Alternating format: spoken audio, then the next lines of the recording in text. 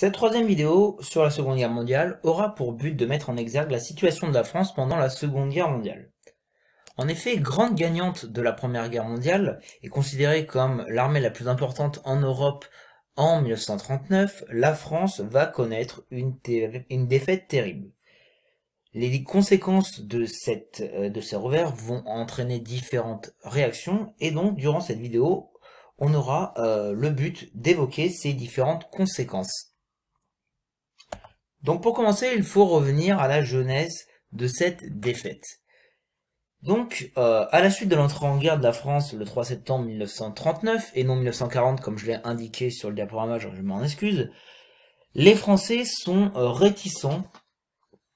Le traumatisme de la Première Guerre mondiale est encore très prégnant. Sur le plan militaire, la stratégie, comme on a pu l'évoquer tout à l'heure, c'est une stratégie qui est clairement défensive, axée sur la ligne Maginot, que l'on dit infranchissable.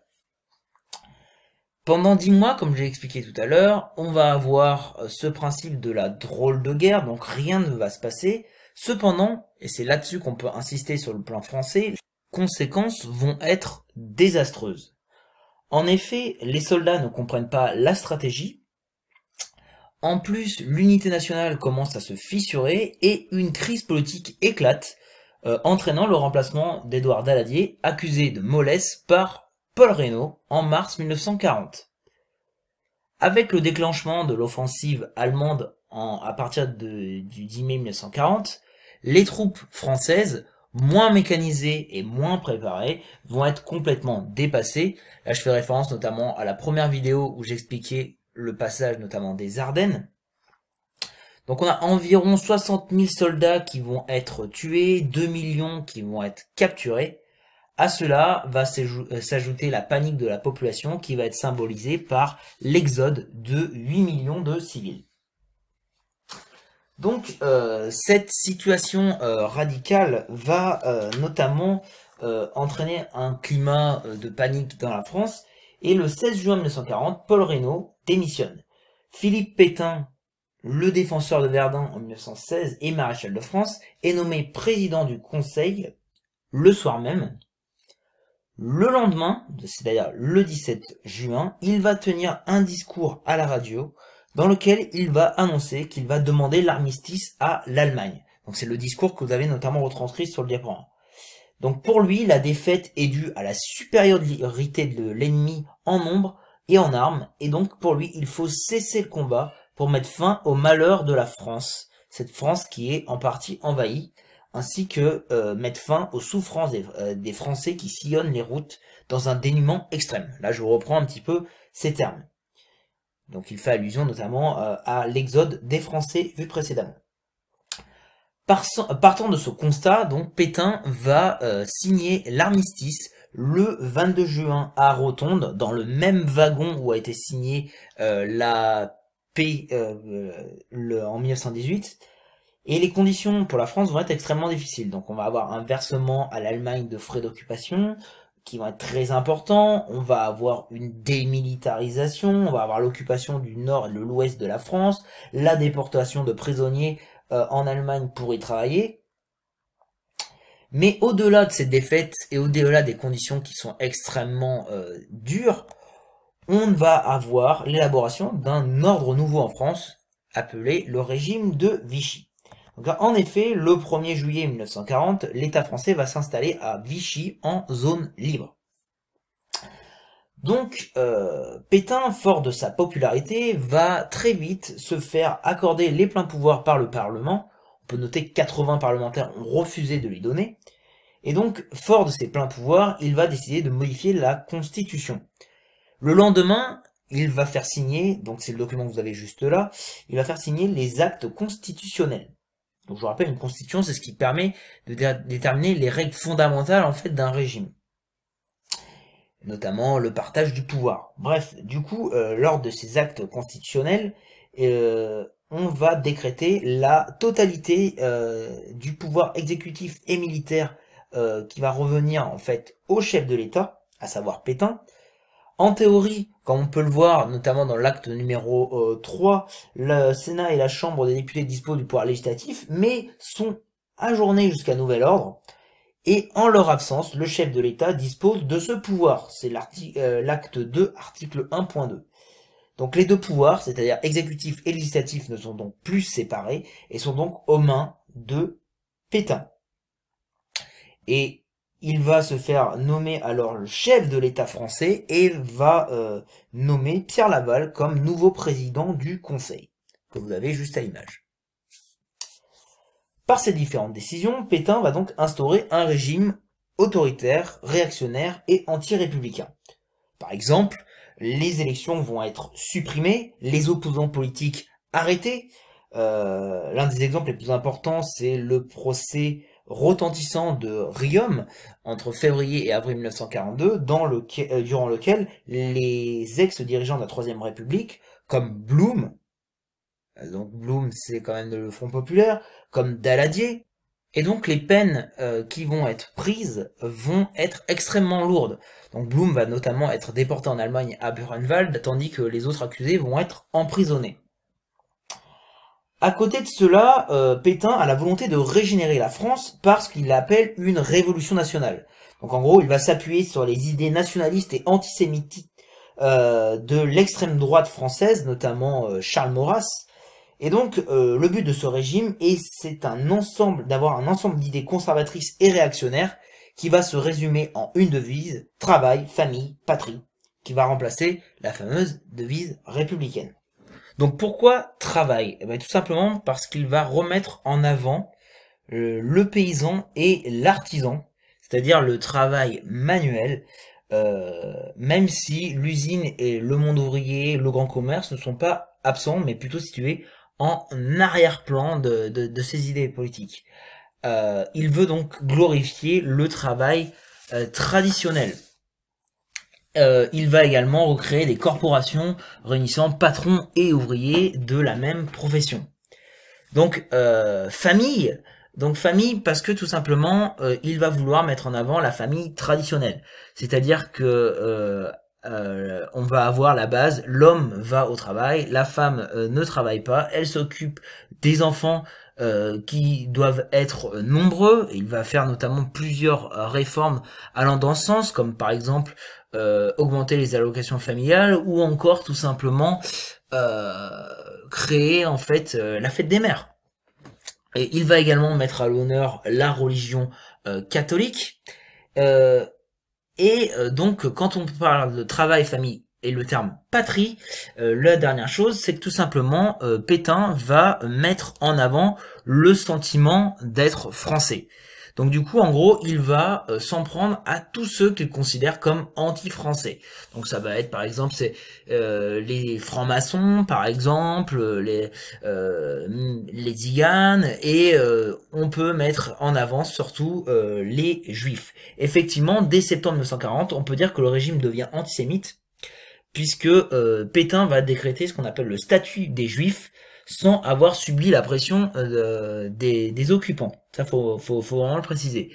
Ils sont recensés, ces juifs, puis exclus de la vie politique, de l'administration, de l'enseignement, de la magistrature, de la radio. La définition du juif va reprendre la même qu'en Allemagne, et il va aller plus loin le 2 juin 1941, puisqu'il va établir un deuxième statut des juifs qui interdira à cette communauté les professions commerciales ou industrielles. De plus, il commence à faire interner également des juifs, essentiellement étrangers, mais pas uniquement, aussi bien dans la zone libre que dans la zone occupée. Donc du coup, effectivement, on va aller très loin, et je vous rappelle, en juin 1942, il va leur imposer le port de l'étoile. Cette révolution nationale va être portée sur la mise en exergue de Pétain au travers un culte de la personnalité qui va être très important. Donc effectivement, ce qu'on peut dire, c'est que des affiches le présentant comme le sauveur du peuple, des chansons, des films vont être produits sur son image, à la fois dans différents domaines, que ce soit le domaine artistique, mais également le domaine de la presse, le domaine de la radio. Bref, on va avoir un intense culte du chef qui va être produit autour de la personnalité de Pétain. Mais donc du coup, cette révolution également s'appuie sur des fonctionnaires, des organisations de jeunesse qu'on peut mettre en avant, et également la Légion française des combattants qui va regrouper d'anciens combattants de la Première Guerre mondiale. À cette politique intérieure, on peut également parler de la politique de collaboration de l'occupant. Donc, de quand date cette politique de collaboration? Elle date de l'entrevue de Montoire, organisée par Laval. Donc c'est quoi? C'est une rencontre entre Hitler et Pétain en gare de Montoire-sur-Loire le 24 octobre 1940. Donc cette rencontre, elle va avoir un écho considérable en raison notamment de cette fameuse poignée de main entre Hitler et Pétain qui sera abondamment reproduite. Donc en gros, en collaborant, Pétain espère une amélioration du sort des prisonniers, la baisse des frais d'occupation et un assouplissement de la ligne de démarcation divisant la France. De plus, il espère retrouver sa place dans une Europe nazie. Et enfin, il espère lutter avec l'Allemagne contre le Royaume-Uni qui a détruit la flotte française à Mersa-el-Kébir. À côté de ça, il faut bien noter que la collaboration est facilitée par le fait que Pétain est lui-même assez sensible aux fondements idéologiques des nazis. Donc cette collaboration, en retour, qu'est-ce que ça va être? Donc ça va être tout d'abord une collaboration dite économique. Donc cette collaboration économique, elle va se passer sur deux plans. Tout d'abord, on va avoir des Français qui vont partir volontairement travailler en Allemagne, même si à partir de 1943, le travail en Allemagne va devenir obligatoire. Donc dans le cadre de ce qu'on appelle les STO, donc on va envoyer des hommes de 20 à 23 ans travailler en Allemagne contre en fait des prisonniers. Même si le ratio est quand même très très équilibré entre prisonniers et travailleurs. Également, comme on l'a vu tout à l'heure, vous avez également le fait que les entreprises industrielles françaises vont travailler pour l'Allemagne, puisque 50% de la production va être exportée vers ce pays. Il en est de même d'ailleurs pour les produits alimentaires. Mais surtout, quand on parle de collaboration, on va pouvoir évoquer la politique anti-juive. Donc effectivement, l'État français va faire arrêter les juifs, aussi bien dans la zone libre que dans la zone occupée. Les fonctionnaires français, c'est-à-dire les policiers, les gendarmes, mènent les arrestations et administrent les camps d'internement. Cette répression s'accroît notamment à partir de 1942 et la mise en œuvre de la solution finale en France. Ainsi, on va livrer les Français, les enfermer, puis tout simplement les conduire jusqu'au camp d'extermination, donc presque uniquement Auschwitz pour les Juifs français. L'un des exemples de cette collaboration, c'est notamment la rafle du Vélodrome d'hiver ou rafle du Veldiv. C'est une vaste opération d'arrestation menée par la police française qui conduit notamment à parquer dans le Vélodrome d'hiver 13 000 juifs étrangers, mais également de très nombreux enfants nés sur le sol français. Le but de l'opération est tout simplement de mener ces juifs vers le camp de Drancy qui est au nord de Paris, puis de conduire ces juifs à Auschwitz. Donc très clairement, on est sur une situation qui va être catastrophique pour cette communauté juive. Alors juste pour indiquer un petit complément d'information sur le régime de Vichy, donc il faut savoir que à la suite du débarquement des Alliés en Afrique du Nord, la situation de la France va un peu évoluer puisqu'on va avoir une invasion de la zone occupée de la part des Allemands, ce qui va enlever l'illusion d'un possible État indépendant. Et ce qui est assez intéressant également, c'est de voir que certains Français, séduits par l'idéologie nazie, vont choisir d'eux-mêmes de collaborer avec l'occupant à partir de ce moment-là. C'est notamment le rôle de la milice française qui va être créée en 1943 et qui va avoir pour but justement de lutter contre les résistants. Cependant, ce qu'il faut noter, c'est que si le régime est collaborationniste, la majorité des Français, elle, essaie juste de s'en sortir, et notamment souffrant de la pénurie alimentaire. Ce qu'il faut noter, c'est que peu à peu, l'opinion française va être de plus en plus critique à l'occupation et hostile au STO, et va se retourner progressivement contre le régime de Vichy. Aux côtés de cette France collaborationniste se dresse également la France de la résistance. Donc tout d'abord, qu'est-ce qu'on appelle la résistance? C'est un mouvement créé en réaction à l'occupation allemande. Et donc ce qui est assez intéressant, c'est que cette résistance va s'organiser sur deux fronts, l'extérieur du territoire et l'intérieur du territoire. Donc à l'extérieur, tout d'abord, on va avoir le rôle notamment du général de Gaulle. Donc ce dernier, refusant l'armistice de Pétain, va lancer un appel à continuer le combat à la radio de Londres, la BBC, le 18 juin 1940. Ce discours qui est devenu célébrissime dans l'histoire de France. Donc De Gaulle, c'est qui? C'est un général peu connu des Français qui a notamment participé au gouvernement de Paul Reynaud en tant que sous-secrétaire d'État à la guerre et à la défense au moment de l'invasion. Donc c'était plutôt quelqu'un qui était pour changer de stratégie et éviter la guerre défensive, notamment qui avait prévenu sur l'importance des chars et de l'aviation. Bref, quand Pétain arrive au pouvoir, De Gaulle va rejoindre Londres et va donc produire cet appel. Donc dans cet appel, il va indiquer que la France a notamment perdu du fait de la supériorité en armes modernes de l'ennemi et ainsi que de sa tactique, et va accuser notamment les chefs de l'armée française de choix tactiques dépassés, néfastes, notamment visant directement notamment Pétain.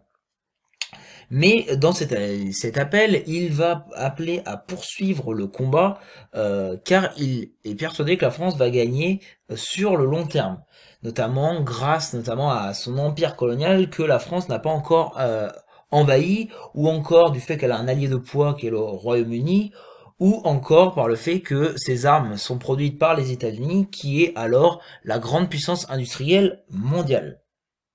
Donc dans son esprit, à long terme, les Allemands seront dépassés un jour. Cet appel va être retentissant, notamment en Grande-Bretagne, puisque Winston Churchill va le reconnaître alors comme le chef de la France libre. Et de là, il va recruter les FFL, c'est-à-dire les Forces Françaises Libres, c'est-à-dire il va recruter une armée composée de soldats ayant échappé aux Allemands, de civils venus de la France, ainsi que des troupes coloniales venues des colonies, notamment de l'AEF, qui s'est rallié à la France libre, comme on peut le voir notamment sur la carte sur ce diaporama. Les FFL donc vont se battre sur différents champs de bataille sous le commandement des Britanniques. Peu à peu, leur effectif va augmenter, comme on peut le voir, grâce notamment au ralliement d'autres colonies. Donc on va compter à peu près 10 000 hommes en 1940 et 54 000 en juillet 1943. Leur œuvre d'ailleurs ne va pas passer inaperçue, puisqu'ils vont notamment contribuer à certaines victoires ou certaines batailles célèbres, à l'image de Bir Hakeim en juin 1942, qui va permettre notamment de faciliter le débarquement en Afrique du Nord ainsi que la victoire à l'Allemagne. À partir de septembre 1941, De Gaulle va vouloir former un gouvernement qu'il va appeler le Conseil national français.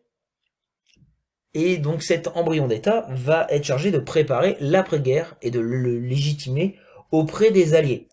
Pour faire simple, tout simplement, il va vouloir former ce gouvernement pour à la fois préparer la résistance militaire, mais également mettre en place un gouvernement politique pour montrer que la France qui résiste, c'est la vraie France, en fait, véritablement.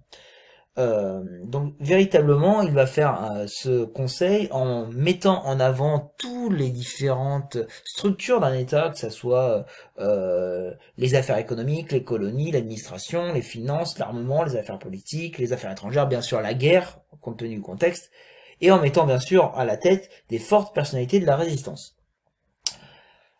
À la suite du débarquement en Afrique du Nord, en juin 1943, le CNF va laisser place au Conseil français de la libération nationale, qui va s'installer donc à Alger, et qui sera dirigé également par De Gaulle.